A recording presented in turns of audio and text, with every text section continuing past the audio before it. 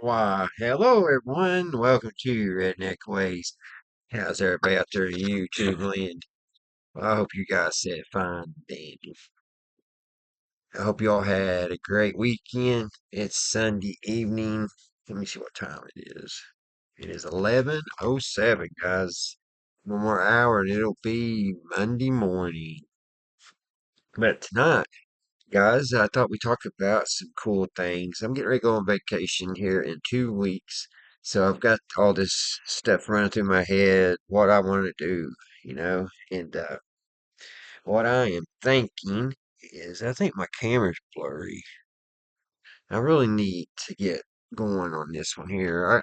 I bought this a few months ago. I know this has nothing to do with this video, but bought this. It's a cheaper camera, but not really cheap. Cheap, but not cheap, if you get that. I think $100 is not cheap, but it's a 4K, and I just have not got used to it. And I finally bought me S what are they, the little card readers? So that's going to help me because I couldn't figure out how to get the videos off here onto the laptop to edit them. So I think I'm on the right track. I haven't used it yet. It's just easier to either use my phone or use the camera on the laptop. And the laptop camera is pretty crappy. But anyway, like I was saying, getting ready to go on vacation. So I've been thinking about what I want to do. If I want to go to an amusement park or no, I'm going camping. Definitely going camping. But I want to do something else too. And I think I'm going to try to make it to an amusement park. So that's what our video is going to be about tonight, guys. On some danger amusement park rides. So settle back in your seat there, get all comfy, wiggle those toes, and maybe if you need to, put a blanket on you and just get comfy. And let's look into some of these dangerous rides. Now, this first one we're going to look at is a ride that I rode when I was about 11, and I had no idea that it was dangerous. They didn't actually, it was a new ride when I was 11, so they didn't know. And I don't know how many, but I believe there was a few people that lost their life on this ride. And of course, we're talking about Kings Island's Son of the Beast. Now, the Beast I rode all the time, and it's really cool roller coaster. But um, the second time I went to Kings Island, like I said, I was 11 years old, and they had the Son of the Beast, and it was fun. That's all we talked about. Me and my cousins. That's all we talked about that whole winter is because we seen the signs saying it was coming soon, the couple years prior. So we just talked about this ride. We could not wait to get on it. So let's take a little gander, guys, at the Son of the Beast.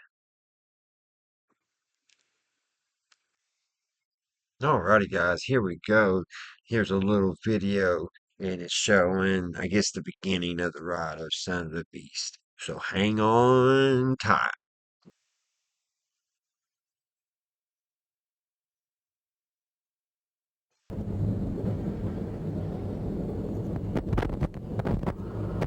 We go. Put your hands up.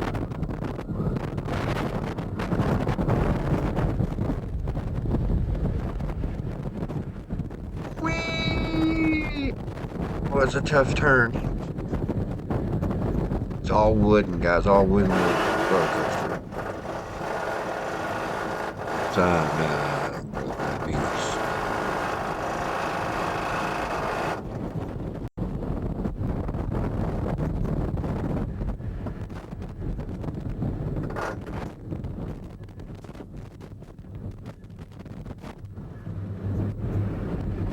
Oh my gosh, hold on.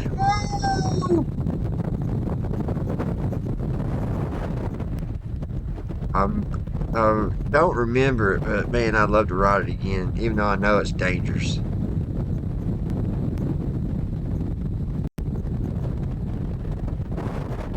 Sadly, they took it out. They just should have just made it safe. Man, that's some G's.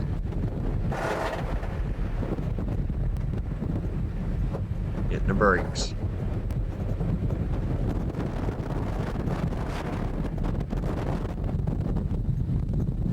It was a long roller coaster too. Well worth the wait in line.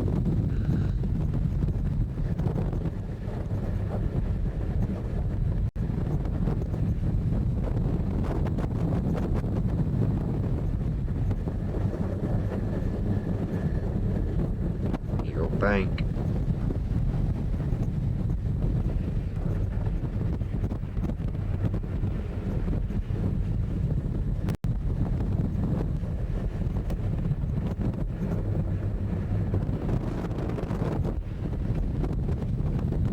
Well, brakes.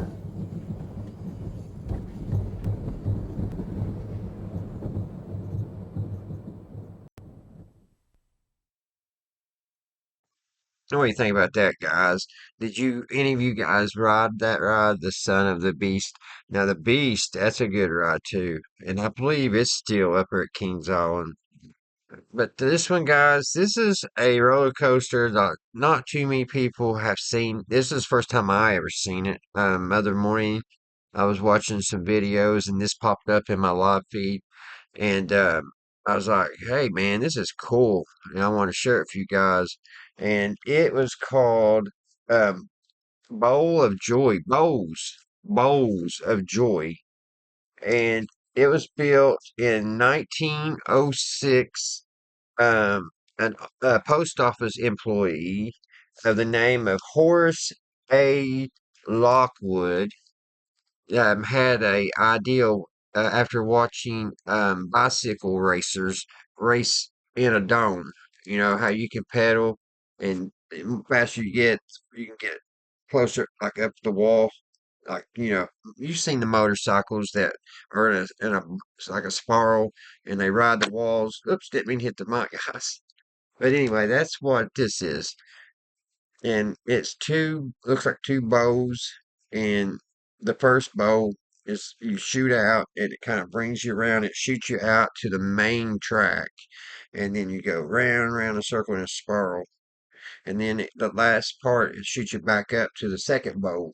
So let's take a look at this video, guys. I think it's about 15 minutes long, but it's really, really interesting. I'm going to cut the very beginning because the YouTuber has his commercial stuff on there. But once we get on there, we give him a shout out because I am using his footage. So let us check out this video of the Bowls of Joy. 1906. They knew how to have fun back then. Let me tell you. There wasn't no people out there saying, you can't do this, you can't do that. You gotta have this certain type of material. It's gotta be built over here on this side of this moon and this over round back to the sun and over to the left. And you know, you can't use that materials. You gotta have everything, certainly. No, not 1906. They didn't care. They didn't care. They just built it. Let's get to it, guys. Alrighty, guys, here's a shout out to this person's YouTube channel. It's right there in the description. So if you like these type of videos, go over and check out his YouTube channel because he does all kinds of this cool stuff. I'm just borrowing this little footage, but let's hit it, guys. Here we go. Clock back all the way to 1906 in Kansas City, Missouri. That year, Post Office clerk Horace A. Lockwood was watching a relay bicycle race at the city's convention hall. Like modern indoor bicycle races, the track was banked and saucer-shaped.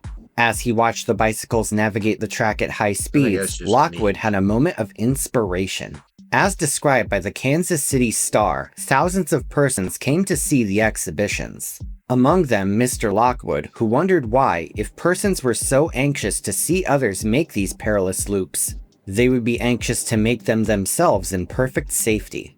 Lockwood figured the perfect way to allow people to replicate this thrilling experience themselves was with a newfangled amusement ride. On January 24, 1907, Lockwood filed a patent for his new ride concept. A new roller coaster, formerly labeled as a pleasure railway, a more common term for coasters at the time. This patent showed a ride unlike anything seen before. And now, fellow viewers, I present an amazing exclusive animation of the attraction made by the incredible Nicholas Salick. This animation will use all available details from the finished ride and the patents to bring it to life. So big shout out to Nicholas, and I'll link his pages in the description below as well. This coaster concept consisted of two massive wooden bowls, each featuring a spiral bank track section. The amount of banking alone was just one major innovation. The main idea was simple. Passengers would board a car at the bottom of the first bowl, where a rotating propeller would gradually push them up the spiral track. The modern-day equivalent of this lift would be something like the one on the Volare model by Italian manufacturer Zamperla. Here, the lift mechanism also pushes the vehicles up a spiral section of track. On the other hand, while the vehicles on the Volare's lift maintain a constant speed, the laws of physics would actually cause these vehicles to accelerate as they went uphill. At the start, the car moved in a tight, narrow circle, requiring less speed to maintain motion. But as the spiral extended, the car had to travel a greater distance per revolution. In other words, to complete each loop in the same amount of time, it had to go faster. Since the propeller arm pushing the car provided a constant acceleration, this effect compounded over time. By the time the car reached the top of the bowl, it had accelerated to 30 miles per hour, a tenfold increase from where it started. This arguably made Bowls of Joy the earliest example of a launched roller coaster using mechanical force to build speed. This was decades before Aero Development's electric winch system, or Schwarzkopf's weight drop or flywheel systems. Indeed, this may be the most influential, widely forgotten roller coaster in history. Once riders reached the top, an impressive 30 feet in the air, the car would shoot across a bridge to the second bowl, where it would spiral down, supposedly reaching speeds of 40 miles per hour. It's worth noting that the original patent had several features that wouldn't be carried over into the finished prototype. For one thing, in the patent, a large curved plate is attached to the back of the vehicle for the propeller to make contact with. More notably was the presence of upstop wheels. Although the introduction of upstop wheels is often attributed to Jackrabbit at New York Seabreeze Amusement Park, Lockwood actually thought of the concept first, saying in his patent, quote, "On the inner sides of the vertical arms of the U-bar are rotatively mounted friction rollers disposed below the support, normally out of contact therewith. These rollers prevent the car from leaving the track." The rollers didn't end up on the final attraction, but if they did, Lockwood would have beaten coaster legend John A. Miller to the punch by almost a decade. Over the next few years, Lockwood would work rigorously on his concept. Soon enough, word of his invention began to spread. Lockwood's fellow post office employees, as well as other Kansas City residents, invested financially in the Pretty cool. His employees. In 1913, Lockwood filed a new patent for a revised version of the concept. The basic concept of two spiraling bowls of track was kept the same, but there were still crucial differences. For one thing, the boom system would now have a double-sided propeller in order to increase capacity. This allowed more cars to be sent up the first bowl at once and 6 at the same time. Additionally, the large plate on the back was replaced with an upstanding bar, which looked much less clunky. Moreover, a shock absorption spring system was added in order to prevent painful collisions. This kept passengers from getting hurt and the vehicles from being damaged. All in all, this new version of the concept promised an improved ride experience and a novel attraction for whatever park invested in it. Confident in his invention, Lockwood began pitching it to amusement park owners. One of those owners was Michael G. Heim, who operated Kansas City's Electric Park. Originally built to promote Heim's family brewery, this bustling amusement park had become a major attraction in the city, attracting 1 million visitors in 1911. For the 1913 season, Heim was looking to go big and add several new attractions to the park's lineup. In the winter of 1912, Heim reportedly had thousands of rides pitched to him. So when Lockwood went up to bat, it seemed like his idea would get lost in the fray. The Kansas City Star said of Lockwood's pitch, quote, When he offered it to M.G. Heim last winter, Mr. Heim at first yawned warily. As soon as Mr. Lockwood began to explain, he sat up and took notice. Soon enough, it was official. Lockwood had sold one of his newfangled pleasure railways, and its name was Bulls of Joy. He was noted as saying he hoped one would be installed in every major American amusement park. Heim excitedly promoted the attraction alongside other new additions like the new Ben-Hur racing coaster. He was quoted as saying, "In the amusement features, I believe I can say without fear of contradiction that Electric Park is today the most complete amusement park in America. Among the new features are Bowls of Joy, the first in the world and invented by a Bowls of Kansas City man. Joy. At a cost of It's just $15,000, neat or about looking at it, $500,000 in today's money, the coaster was built at the park in a matter Nothing of I've never months. seen Notably, as far as much of amusement this money park was ride. pulled from the savings of Kansas City postal workers, who wanted to see Lockwood's idea succeed. Meanwhile, Heim had such faith in the coaster that it was given prime real estate, right in the center of the park's grand court. Indeed, the Bowls of Joy was poised to be a spectacle, something that would draw in guests and wow them with its innovative design. But much like Heim's beer company, trouble was brewing as opening day approached. Originally meant to open in the spring of 1913, the ride faced issues right off the bat. Around the time of the park's opening, many of the postal workers who invested in the ride were given a preview of the coaster. As the Star described it, there was too much thrill even for the stockholders. The thing trembled terrifically. As a result, the ride was shut down, and guests on opening day were met with a coaster that was not in operation. Lockwood, as well as park management, immediately got to work on the attraction. Soon enough, it was discovered that the foundation of the propeller system lacked stability. Attempts to fix the system failed, causing officials to order an entirely new, more bulky steel propeller. Meanwhile, the media mocked the perceived failure of the ride, with the Star saying, quote, "Bowls of Joy is the name of the device, but for the postal clerks who put their money into the contrivance, Bowls of Deferred Hope might be more appropriate." Though it did eventually reopen, the ride would continue to have operational issues throughout the rest of the season. Even worse, there would even be 2 reported injuries on the coaster.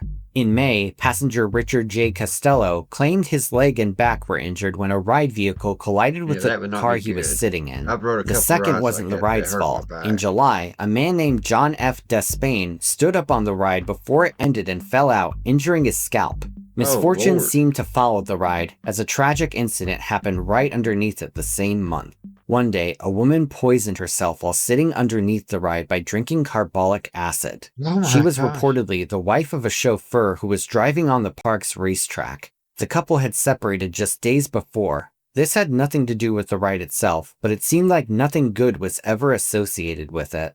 In spite of the negative Alrighty, guys. If y'all want to finish that, it's a great little video. There's his YouTube channel again there in the descriptions.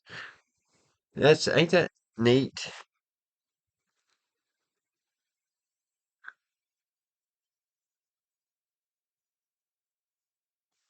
Wasn't that neat, guys? I just thought that was cool, and I wanted to share it with you all.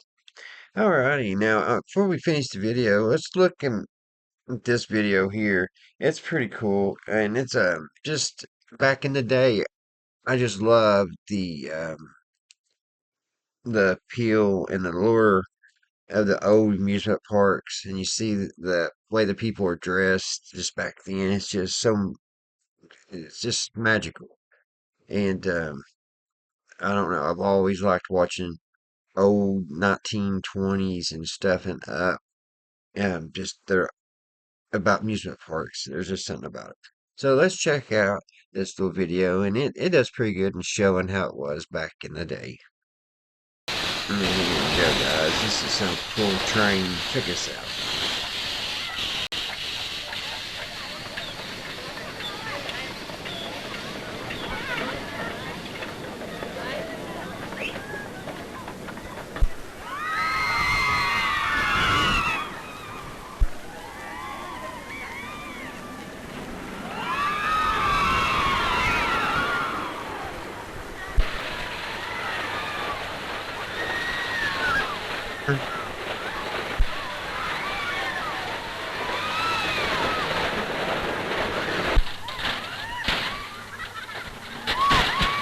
Oh gosh.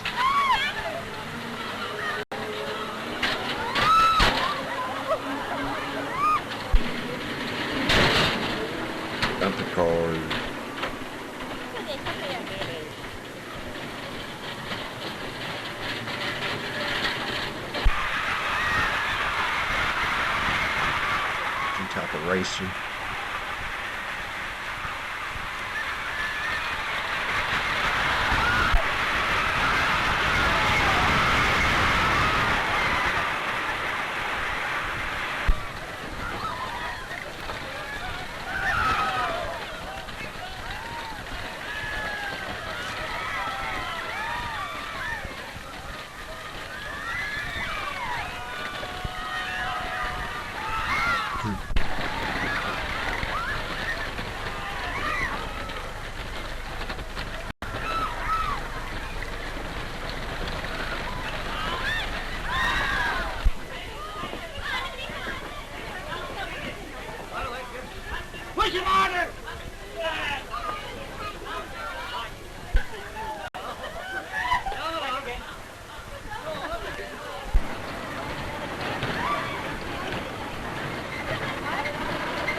Horrible for cars.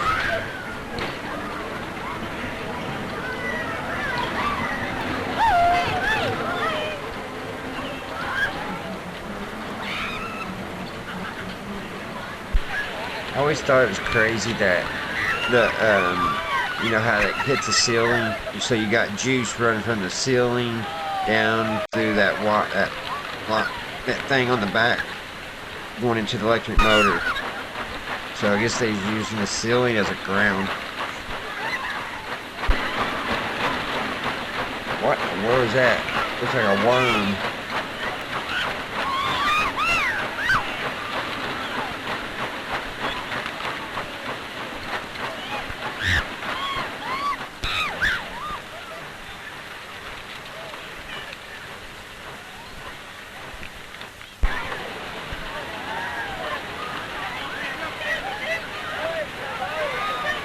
Alrighty, guys. And I hope y'all enjoyed that. Uh, like I said, I'm getting ready to go on vacation. I just been trying to think of something to go do and have fun. It ain't very often to get to go play, and I want to play hard. So I want to really enjoy it. And well, maybe you guys put down in the comments if you've already went on vacation, what you've done, where you went, or if you haven't went on vacation yet this year, where are you headed to? Alrighty, guys. I hope you all had a great weekend. I hope everybody's doing great. Everybody's doing well. And you guys have a great Monday or a great week. It might be a couple of days before I make another video. I don't know how busy I'll get, but we'll just have to see when we come to it. All right, guys? Alrighty, guys. Until the next one, I will see you right here at Redneck Ways. Bye, guys.